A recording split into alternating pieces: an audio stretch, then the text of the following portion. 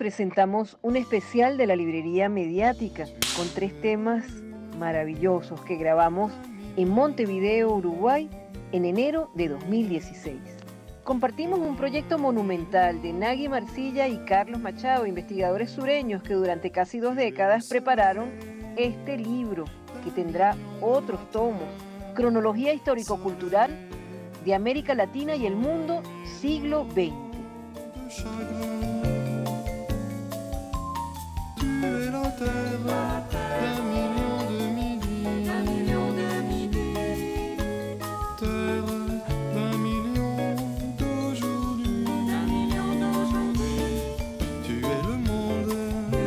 En Montevideo coordinamos un asado montevideano y allí nos enteramos que Feliberto Hernández tiene mucho que ver con ellos, y eso también lo contamos en este programa de la librería Mediática.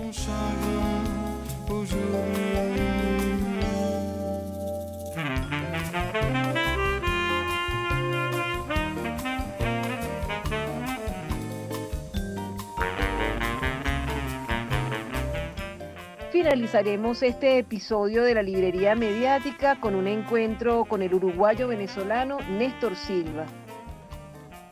Por más de una década ha estado realizando la revista 100% Interés Público, una revista de divulgación de temas variados, y además ha retomado su proyecto Patricia, una historieta uruguaya que seguirá dando mucho de qué hablar.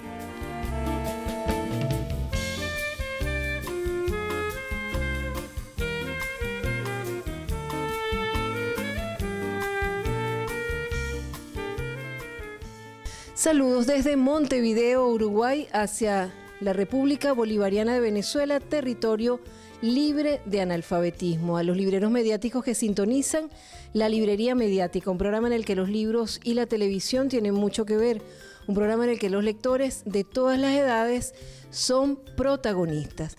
Hoy estamos con Nagui Marcilla y Carlos Machado. Ya los habíamos conocido en la librería Mediática, en la Feria del Libro Filben 2015, en la oportunidad de la presentación de este libro, que es un libro monumental, maravilloso, América Latina y el mundo, siglo XX.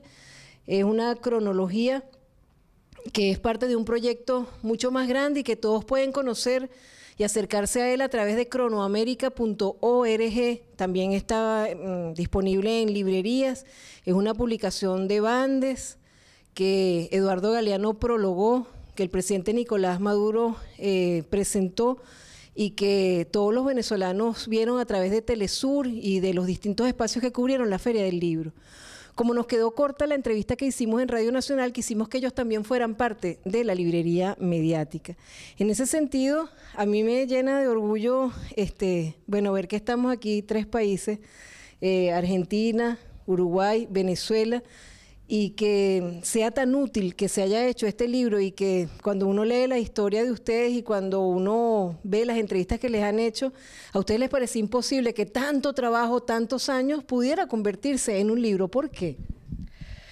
Bueno, básicamente porque es un libro muy difícil de editar, es un libro enorme. De hecho, editamos nada más que el siglo XX, es decir, el proyecto, como muchos saben, abarca desde el poblamiento de América hasta hoy. Los tenemos a enero del 2016, es decir, está actualizado.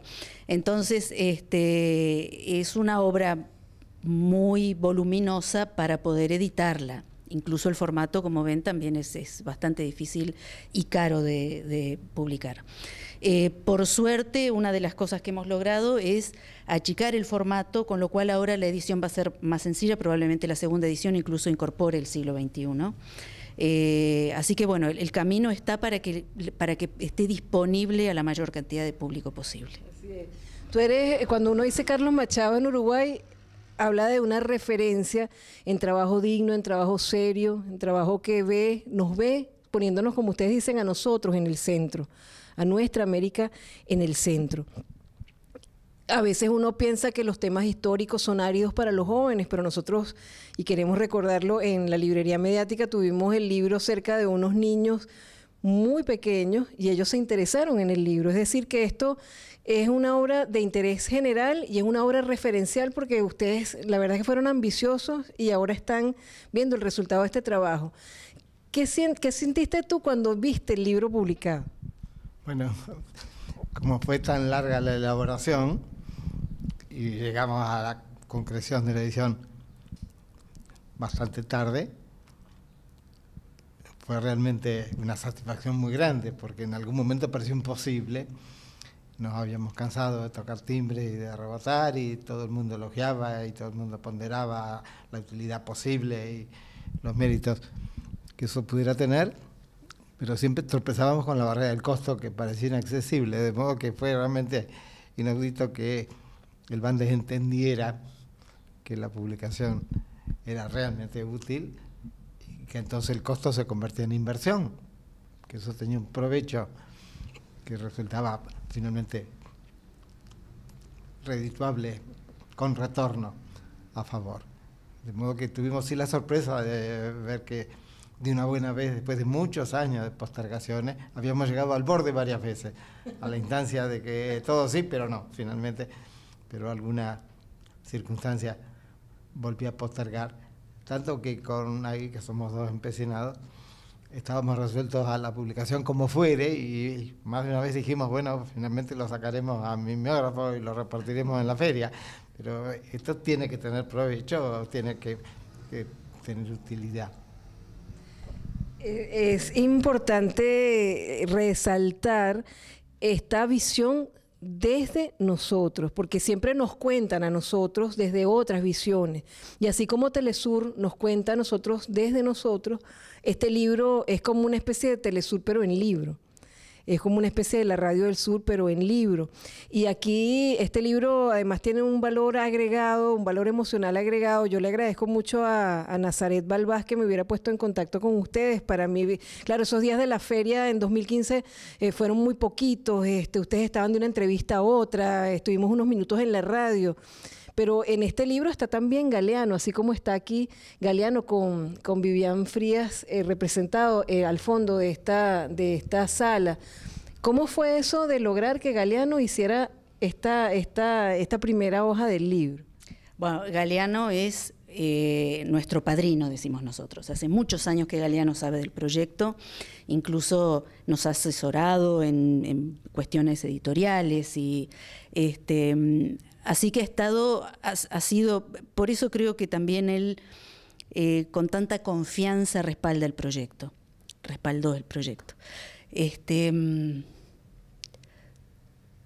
Porque supo cómo lo hicimos, aparte de que es amigo de Carlos de hace muchísimos años y Carlos ha colaborado con muchos de sus libros. Pero básicamente eso, supo cómo lo hicimos, confió en la forma en que nosotros lo hacíamos, así que lo respaldó calurosa y cálidamente desde el principio. Y cuando finalmente parecía que se editaba, Carlos le preguntó si nos hacía unas palabras y por supuesto fue en eso súper generoso y sus palabras están en la contratapa del libro.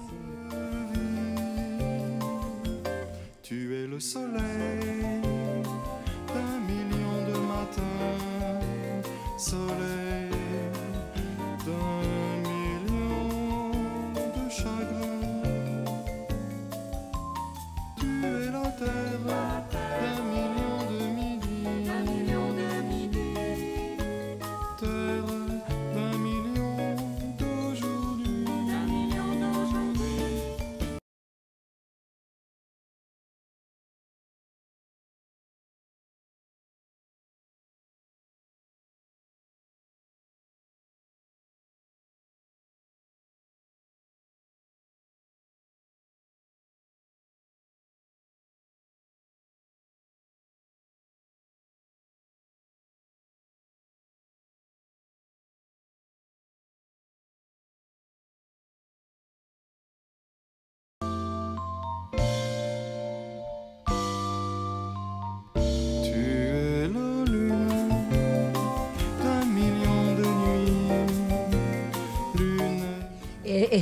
Este dibujo hecho sobre la pared de Galeano, no es una impresión de un dibujo de Galeano, sino un dibujo hecho aquí directamente. Directamente es una reproducción de una caricatura que él hizo de Vivian Trías en 1950, y cuando se inauguró este local de la fundación, vino Galeano y a mano dibujó, reprodujo esa caricatura que hizo en el 1950, y en el 2000 la hizo aquí. Por eso está, como firmó en 1955, como firmaba en 1955 Hughes, que es su apellido original, y Eduardo 2000.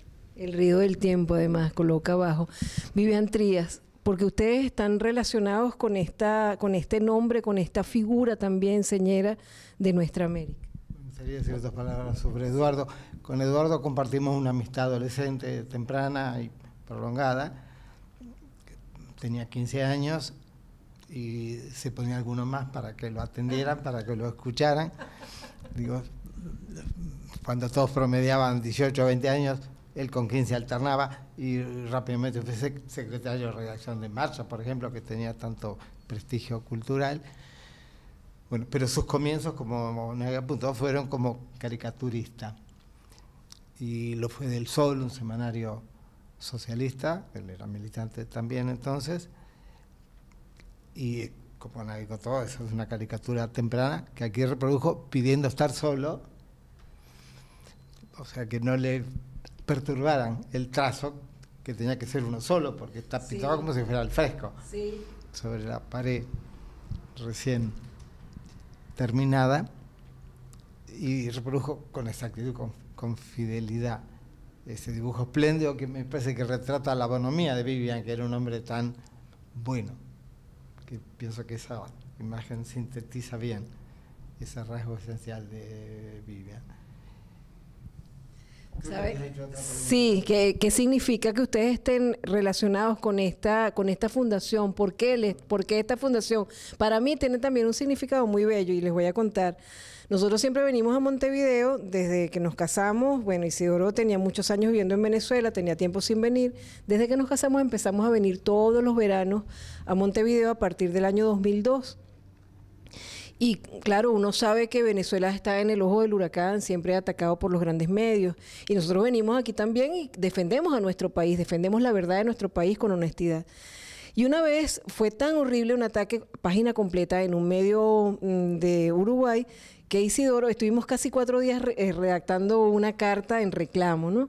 Pensando que no nos la iban a publicar. Y entonces, bueno, la publican a media página, completa, sin quitar una palabra, el reclamo en defensa de Venezuela. Y la verdad es que la carta quedó tan buena que José Díaz fue a visitarnos al hotel donde estábamos y él nos habló de la fundación. Entonces cuando tú me dijiste la entrevista va a ser en la fundación, digo, oye, pero qué bonito que siga habiendo casualidades y encuentros. Cuenta por qué esta fundación, cuál es el objeto de esta fundación. Es muy lindo el recuerdo. Yo empiezo y termino por lo que preguntas. Hace muy pocos días, un mes quizá, aparecieron unos argentinos de visita y en la conversación que tuvimos, que seguimos después en Buenos Aires, donde me visitaron, subrayaron el estupor de que hubiera un espacio donde fundamentalmente socialistas, cristianos y anarquistas compartíamos la actividad sin pelearnos, sin volver imposible la convivencia. Y nosotros subrayamos que nos parecía absolutamente natural y normal y positivo haber abierto un espacio donde nos escuchamos, donde convivimos sin dificultad y donde además extendemos que este fundamento original a la discusión de todos los temas, a todas las variantes, a todos los matices. Por aquí circula el espectro político uruguayo en su totalidad, no viene el que no quiere, porque todos los temas se discuten con participación de los exponentes de todas las más diversos matices, de las más diversas variantes que puedan haber, y lo hacemos en paz como tiene que ser, como tiene que ser. Que esto nació como un espacio abierto, con temor a que al retorno de la dictadura, al retorno de la democracia, nos encasilláramos de nuevo de manera sesgada.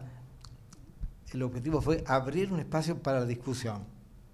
Y en eso creo que podemos estar orgullosos de haberlo logrado, que aquí no viene quien no quiere, pero se discute todo y se discute con amplitud y respeto por todas las posturas. Pero en la convivencia cotidiana, fundamentalmente de socialistas, anarquistas, cristianos, la evidencia es notoria. Lo podemos hacer y ha sido positivo. Es maravilloso y es mucho lo que necesitamos, esa convivencia en nuestros países. Volvamos al libro. Volvamos al libro. Cuando nosotros nos conocimos en la radio hubo una simpatía instantánea. A mí me gustó mucho conversar con ustedes porque el lema de nosotros es leer siempre, invitamos a leer siempre, a leer de todo. Y tú me decías que nosotros frenéticamente estamos leyendo permanentemente de todo. Cuéntenos de ustedes como lectores. Bueno, lo que decimos con Carlos es que para nosotros todo es fuente, todo es recurso. Por supuesto, los artículos periodísticos, no cabe duda de dónde vengan. Carlos recibe diarios de Italia, de Francia, España, los diarios argentinos, diarios uruguayos, mexicanos. Es decir, que la variedad en términos de prensa es amplia. Y después tenemos los libros que salgan, los libros de nuestra biblioteca e Internet, que Carlos en eso logró cambiar su visión de Internet porque era así como, porque es cierto, no, es cierto que Internet es un recurso que es ambivalente, es un recurso de doble filo, es decir, se pueden encontrar errores garrafales repetidos una y otra vez y la gente los utiliza. Entonces, pero como toda herramienta, que es nada más que eso, es una herramienta, no es Dios en la tierra, es una herramienta. Como toda herramienta hay que saberla usar. Y para nosotros ha sido muy útil porque nuestra premisa inicial fue que cada dato que nosotros incorporamos a la cronología tiene que estar refrendado por lo menos por 3 fuentes distintas. Antes eran fuentes escritas, obviamente. Y a partir de Internet hemos podido ampliar eso, ya no son 3 fuentes, son más fuentes y hemos podido llegar a fuentes que son como verídicas, fidedignas.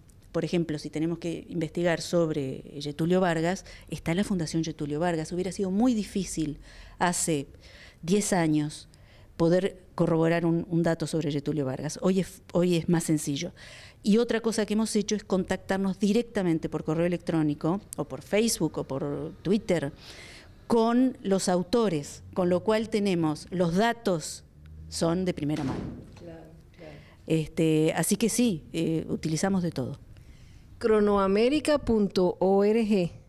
Allí es una página muy bella porque es una página que se está alimentando permanentemente y como yo sé que, bueno, algunas personas ya tendrán el libro en casa, algunas personas habrán accedido al libro en Venezuela cuando fue a la Feria Filben, algunas personas lo habrán adquirido en librerías cuando salga este programa al aire, pero algunas otras personas quieren acercarse a esta investigación y allí en la página este libro que en papel, como dice Jesús Ernesto Parra de Biblioteca Ayacucho, el libro en papel es eterno.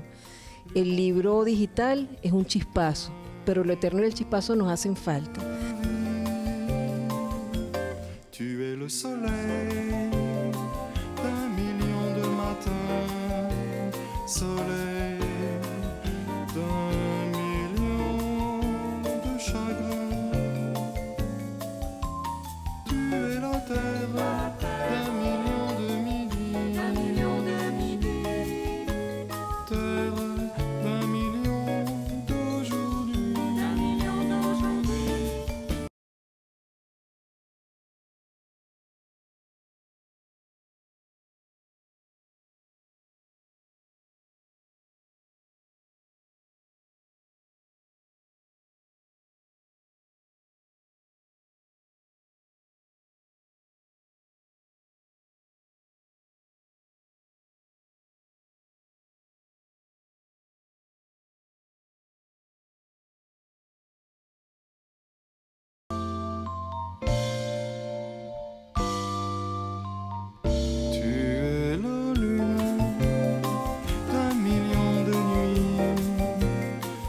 Entonces ya tú tienes la satisfacción de ver el libro en papel.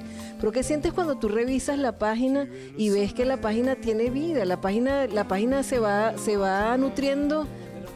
Ajá. Bueno, cuando te cuentan ahí. Bueno, me parece que es evidente que resulta muy rico y resulta positivo, sin ninguna duda. Pero tú eres de papel, tú eres de libros de papel, tú disfrutas tu geografía de libros en casa. Sin duda. Mire, y de ustedes como lectores, ¿qué es lo que más disfrutan? Yo sé que todo lo que ustedes ven es recurso, pero a veces uno lee ya no por investigar, sino por placer. ¿En qué disfrutas tú leyendo por placer? Bueno, yo creo que leo siempre por placer. No hay recetas, y con alguien hemos conversado de eso muchas veces. En mi práctica, yo leo mucho a la vez. Estoy leyendo unos 25 libros a la vez, de los cuales leo un capítulo por día. Eso me impide el aburrimiento, me permite estar siempre empezando la lectura al cambiar de libro un rato más tarde. Digo, yo no puedo empezar un libro y terminarlo dejando lo demás, pero eso no es una receta. Digo, cada cual va encontrando la forma de sacarle más provecho al trabajo o de encontrar la satisfacción más plena por su cuenta. Sí. No sirven las recetas. ¿Y tú cómo disfrutas el placer de leer? ¿Eres obsesiva leyendo un libro de principio a fin, leyendo varias veces o leyendo todos a la vez? No leo 25 libros como Carlito, no cabe duda. No, ustedes tienen que ir al... Eso es una librería que deben, que es ir a filmar a Carlitos trabajar. Es impresionante. No, yo tengo mi libro de mesita de luz, mi libro de caminata, porque yo leo caminando, y después los libros que tengo que leer para el trabajo. Pero digamos que serían 2 libros simultáneos y normalmente prefiero que sea literatura, que eso me saca del mundo de la cotidianeidad. Entre los libros siempre tengo novelas. Claro. Ficción, hay que hablar. Sí. Aquí hay una novela, yo no sé, porque a mí me impresionó tanto esa novela y también a Isidoro, fue finalista del Premio Rómulo Gallegos en 2013. Yo creo que yo se las mencioné a ustedes cuando los entrevisté, pero una novela que nos ha marcado y que nos parece injusto que no haya ganado el Premio Rómulo Gallegos. Es la novela de Silvia Lago, la más reciente novela de Silvia Lago, que hasta hace poco fue presidenta de la Fundación Benedetti, Desde la penumbra se llama. Y a mí esa novela me marcó tanto porque yo sentí que allí estaba como un homenaje a Gallegos, como la civilización y la barbarie, pero al revés. Era la civilización, era la mujer y la barbarie el hombre y las grandes pasiones y el campo, la ciudad. Me pareció una novela que debía haber ganado el Premio Rómulo Gallegos y no solamente haber sido finalista. Yo lo menciono siempre. Pero nosotros les trajimos a ustedes, por supuesto no tiene nada que ver con grandes libros, pero es nuestra historia, nuestro cuento. Les trajimos el libro de la librería mediática que nos editó hace ya 2 años, PDVSA La Estancia. PDVSA es la petrolera venezolana y La Estancia es como el brazo cultural de PDVSA. Y allí contamos también nosotros muchas cosas que a lo mejor les pueden servir a ustedes de recursos para otras entradas en las cronologías. Y les trajimos música venezolana, Cuatrinca, un disco editado por el Centro Nacional del Disco, que ahora te contaba que estábamos estrenando Ministro de Cultura con Freddy Ñáñez, que ha sido desde creadora, pasando por todas las gestiones culturales. Y entonces cuando estábamos ordenando la mesa, llega Nagui y me trae un paté de ciervo ahumado, que es una especialidad de Patagonia. De la Patagonia. Bueno, así que aquí hay hasta gastronomía. Ustedes sí. Estando yo en preparatorios, que era la instancia intermedia en el segundo ciclo del secundario, el preuniversitario, que más tarde desapareció porque congregaba a todos los estudiantes que iban a acceder a la universidad. Entonces la matrícula era de 7.000, hoy se ha multiplicado por más de 10, son unos 100.000, de modo que ya era imposible congregarlos en un solo sitio, o de modo que también los docentes se dispersaron, pero entonces concentraba un material, un capital docente de primera fila. Bueno, y allí el alumno en literatura de José Pedro Díaz, que viajó entonces a Galicia para escribir una de sus novelas, y la suplente fue Silvia Lago, que fue mi profesora por varios meses. Qué lindo, la recuerdo muy bien. Silvia es impresionante porque yo no sé, desde que yo empecé a investigar sobre ella, con ese negarse ella a escribir mientras la dictadura, esa pasión que tiene ella cuando se entrega a la literatura y ese carácter tan simpático y tan agradable. Siempre compartimos con ella hablando de Benedetti, hablando de Uruguay, y nos queremos mucho. Pero saben ustedes también que a mí, yo tenía muchas ganas de entrevistarlos por la prisa que había sido el encuentro en Caracas, porque no todas las veces el escritor o el creador se parece a la obra. Uno a veces quiere mucho la obra y entonces no quiere mucho el creador, o quiere mucho el creador y la obra no le gusta tanto. Con ustedes nos pasa, Isidoro y a mí, que nos sentimos muy contentos de ver la obra de ustedes y nos sentimos muy contentos con ustedes. Entonces, vamos a describir cómo está, sí, para terminar, cómo está organizada el libro. Claro, lo están viendo ahora los que están viendo el programa, pero vamos a describir, porque es muy agradable además hasta hacerlo aleatoriamente. ¿Qué pasa en esta hoja? ¿De qué país están hablando? ¿En qué año están? Descríbenos cómo se organizó la información. La información está organizada en lo que se llama básicamente un cuadro sinóptico, es decir, años en las columnas y países en las horizontales. Entonces, básicamente la información está en una celda. En esa celda nosotros tenemos año país, Costa Rica 1950. Entonces ahí vamos a tener los datos más importantes de ese año en términos históricos, sociales, deportivos, en fin, de Costa Rica, más lo imprescindible en el área cultural. Como tenemos, lo hemos hecho con colores, es muy fácil, me hace acordar un poco el libro de ustedes de la librería, muy fácil la búsqueda, porque tenemos, América Latina está hecha en verde, y después hicimos un anexo del resto del mundo, es decir, en realidad es una cronología de América Latina y el mundo, porque siempre pensamos con Carlos que es muy importante que la gente perciba el contexto, es decir, sí, nosotros somos el centro, somos el verde, pero alrededor de un mundo, que es nuestra periferia, pero es un mundo.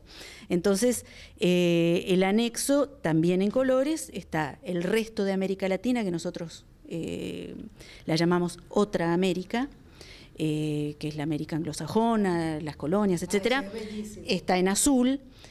Después tenemos África en rojo, Asia y Oceanía en color mostaza y Europa en violeta. Y al final, que también eso es bastante útil, tenemos una serie de apéndices. Uno de ellos es lo que llamamos biodiccionario, que es una brevísima descripción biográfica de 1 o 2 líneas de todos los personajes que están citados en la parte verde, sean latinoamericanos o extranjeros. Entonces, y con una doble entrada, es decir, está el personaje y dónde se lo puede ver en el cuerpo de la obra. Así que, bueno, realmente creemos que es útil por la rapidez en la referencia. Bueno, nosotros nos sentimos muy orgullosos de que Venezuela tenga un pedacito en este libro, no solamente por estar presente en su contenido, sino por haberlo hecho posible. Y nos sentimos, bueno, de verdad con un compromiso inmenso de la divulgación de esta obra titánica a la que ellos dedicaron, bueno, buena parte de su vida, y creo que todos tenemos la obligación de comentarlo y de celebrarlo. Bueno, el agradecimiento, porque naturalmente creo que hubiera resultado imposible editarlo sin esa comprensión que encontramos en el Bandes. No tenemos palabras para agradecer eso, y sí que pensamos que ha sido provechoso y que podemos estar satisfechos y pensar en otros trabajos, o empezar a trabajar en otros. Así es. Ojalá Bandes y otras instituciones apoyen trabajos como estos. Y de nuevo le agradezco a Nazaret Balbás por el contacto que hizo posible que esta entrevista se concretara.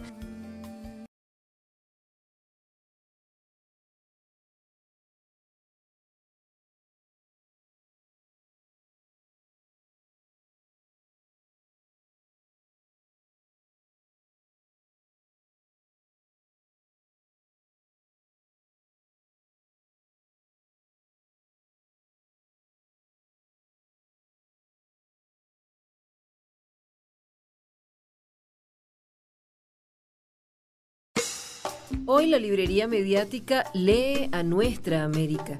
Recorremos las letras de Gilberto Gil en interpretación de Caetano Veloso. Poesía de Brasil, hecha música en Estoy loco por ti, América.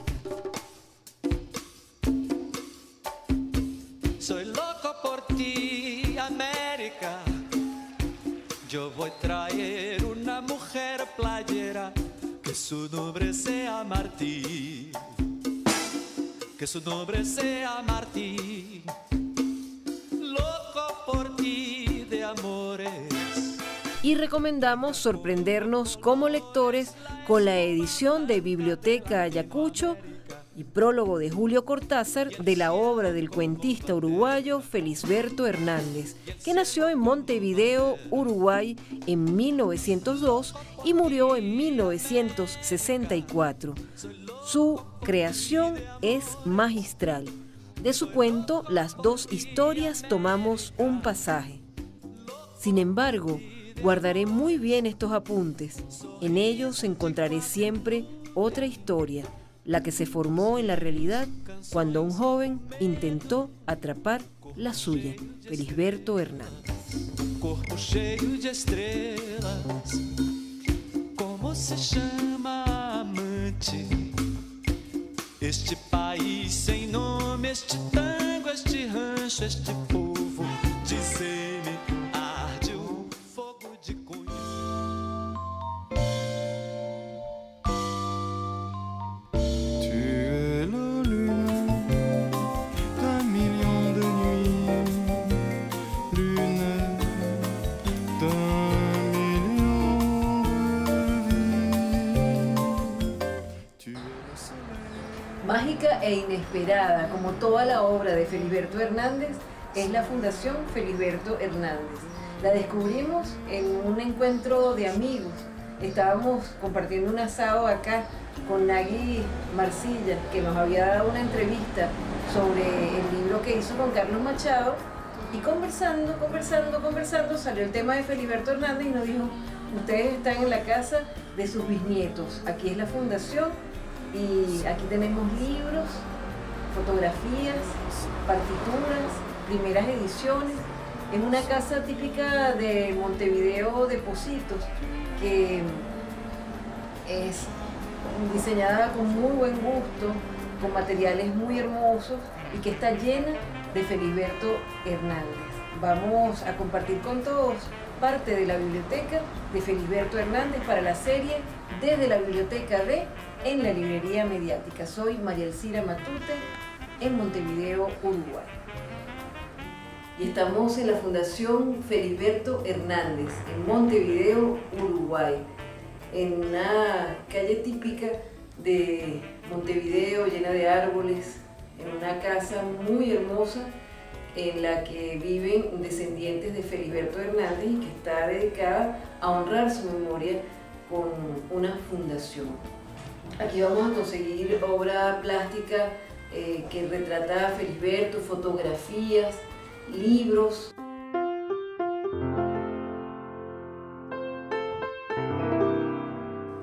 Esta es la biblioteca donde Nagui trabaja y están aquí también los libros, primeras ediciones de Felisberto, material bibliográfico de consulta, libros que se han ilustrado especialmente para Felisberto. Estas son primeras ediciones. Libros sin tapa, fulano de tal, nadie encendía las lámparas, el balcón, por los tiempos de Clemente Collin, la casa inundada, las hortensias. Recordemos que Biblioteca Ayacucho tiene una edición extraordinaria de la obra de Felisberto, pero queríamos compartir estos libros que son especiales, que son primeras ediciones y que están conservados por la Fundación Felisberto Hernández en Montevideo, Uruguay.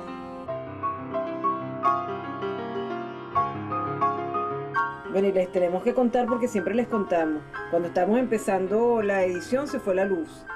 Hubo un corte de luz en el barrio, así que estamos iluminando con el teléfono, con la lamparita que tenemos del teléfono. Y bueno, esta es la biblioteca de Nagui, a quien hemos entrevistado y hemos compartido ese libro maravilloso, esa cronología de América Latina y el mundo. Como ella dice, todo es recurso. Aquí hay libros de todo, para leer siempre y leer de todo.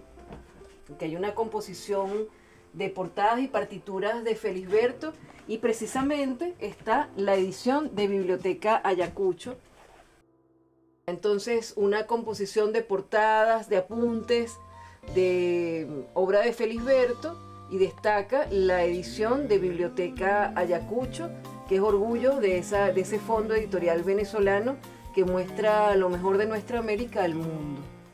Nadie encendía las lámparas.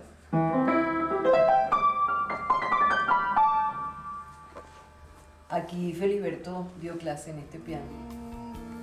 Un orgullo poner las manos acá. Ahora vamos a leer a Felisberto de otra manera. Un million de matins, soleil, d'un million de chagrins. Tu es la terre d'un million de midi. Terre. Esta cultura es mencionada en uno de sus cuentos y fue rescatada por una casualidad en una remodelación y fue obsequiada a la Fundación Felisberto Hernández.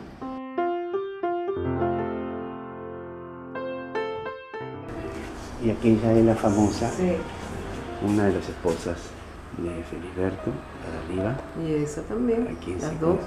Ajá, y esta es aquella famosa que decían que era una espía. Rusa. Bien.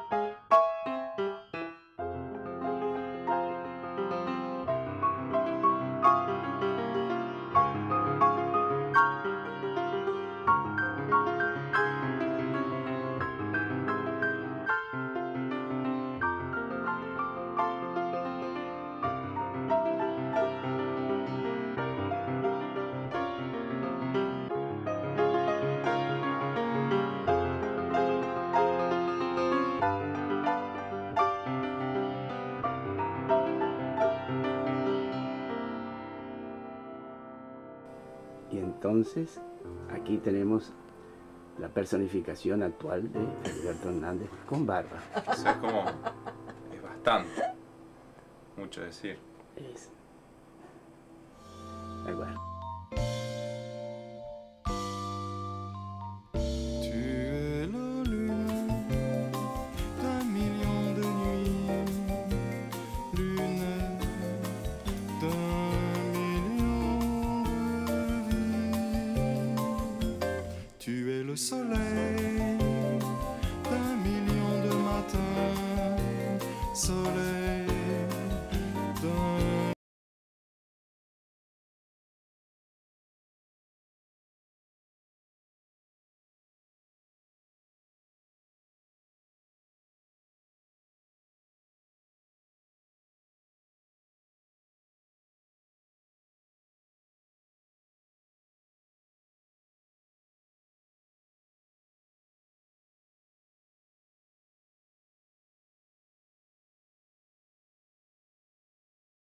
¿Cómo es que 100% interés público se ha mantenido por 12 años y por 100 números, como un aporte a la información y al entretenimiento en Maldonado? Y bueno, un poco porque me lo planteé como objetivo y logré en principio con el concurso de algunos compañeros que se entusiasmaron también con la idea y ahí arrancamos. Y bueno, la constancia, la perseverancia son factores fundamentales para poder lograr la continuidad de un proyecto. Es decir, hay que estar muy claro en el objetivo y lograrlo, o sea, en el objetivo y cuáles pueden ser los caminos. No es sencillo, no son los caminos, no son sencillos, pero bueno, hay que transitarlos, hay que andarlos para poder lograrlo.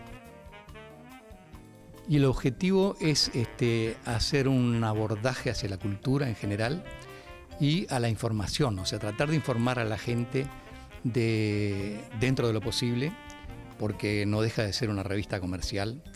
Tratar de informar todo lo que se nos está negando de información a través de los grandes medios de comunicación. Es decir, ver cómo se puede ir haciendo énfasis en determinados puntos, en lo que tiene que ver en el acontecer social, en el político, con cierta exquisitez, con cierto cuidado, porque precisamente como es una revista plural, digamos, dentro de lo cultural, hay que manejarse con esos criterios. Ahora se está metiendo en la revista a alguien que para ti tiene un gran significado, que es Patricia. Un poco para ponerla en contexto, Patricia nació en el año 70 en un periódico, digamos, político, de corte estrictamente político, y ella en sí, en el inicio de su quehacer, digamos, desde que nació, fue un personaje político y es un personaje político, lo sigue siendo. Entonces ahora, al incorporar la revista, me ha costado bastante irle agarrando la mano para adaptarla, digamos, para adaptar el personaje a esta nueva realidad de, como decía antes, de una revista básicamente cultural y de un contenido plural, digamos, ¿no? Es decir, que llega, digamos, a una pluralidad de lectores. Entonces, ha costado un poco el inicio, pero bueno, ya con Patricia nos vamos entendiendo y va arrancando, va funcionando, empieza a cobrar vida el personaje nuevamente, que es lo que más me importaba, ¿no? Lograr que pueda tener vida, porque si no, al principio me costaba, porque yo la veía que ella no se sentía cómoda, el personaje no se sentía cómodo. Pero ahora ya estamos... nos hemos enriquecido, se ha adaptado bastante y hemos creado un nuevo contexto en el que está saliendo ella, siempre tratando de decir cosas importantes, digamos, decir, no solo no en lo trivial, sino procurando apuntar temas que importan, por ejemplo, el tema de lo ecológico, los problemas que se nos plantea a la humanidad ante el tema de la ecología, básicamente, de la destrucción del planeta que estamos realizando, que el ser humano se está encargando de hacer con fines que no son humanos. Y todo eso, digamos, son los temas, por ejemplo, que puede abordar Patricia. Y también, por supuesto, ¿no? Patricia aborda los temas humanos, es decir, para que el lector pueda identificarse con el personaje y hacer el personaje creíble, digamos. Patricia aborda temas cotidianos. Si alguien quisiera enviar algún material, que por supuesto tú revisarías, estás dispuesto a recibir material de información cultural, de información divulgativa de cualquier tipo para la revista. Lo pueden hacer al correo electrónico mío, concretamente, nestorsilva@adinet.com.uy. Y ahí nos conectamos y bueno, sí, una de las virtudes o digamos de las características de la revista es que ha ido creciendo en colaboradores y logrando también un nivel cada vez mejor, digamos, de participación, porque la gente se entusiasma con ver publicadas sus notas y eso genera una interacción muy linda. Pero además, como se va logrando un espíritu de equipo muy, muy bueno también, y un espíritu de irnos superando en cada número, que ese es un planteo sine qua non de la revista. O sea, en cada número tenemos que ser algo mejor.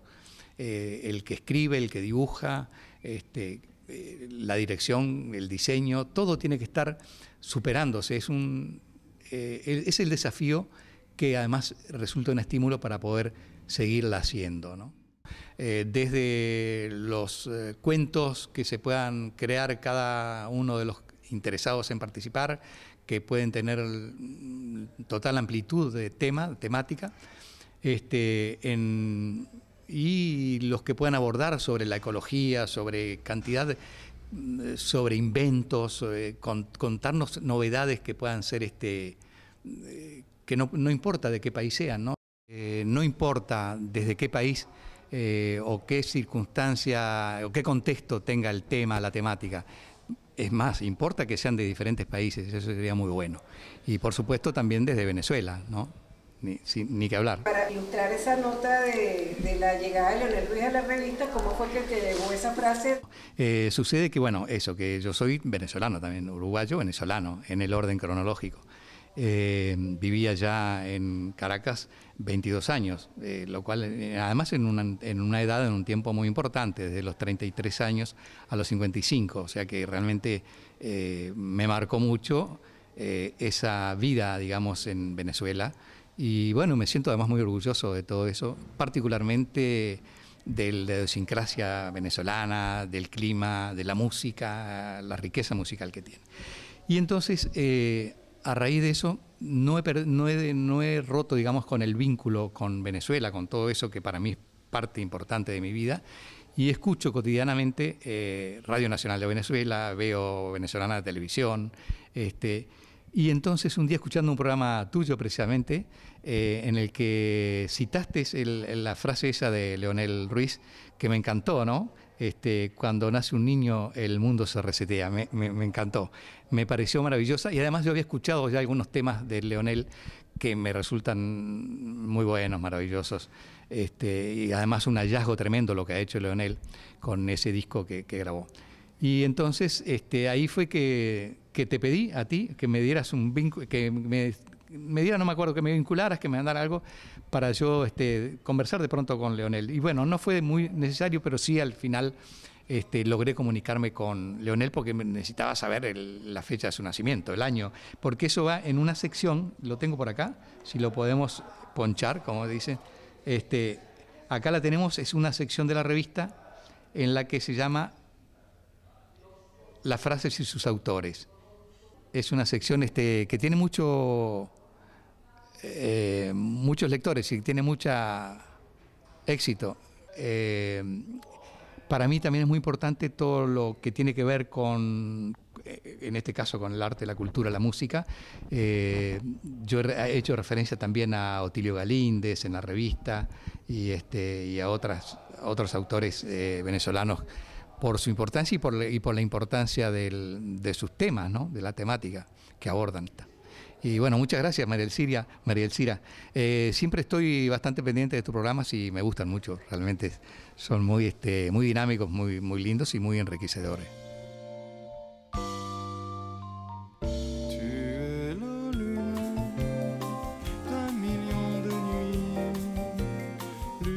A Isidoro Hugo Duarte en la cámara.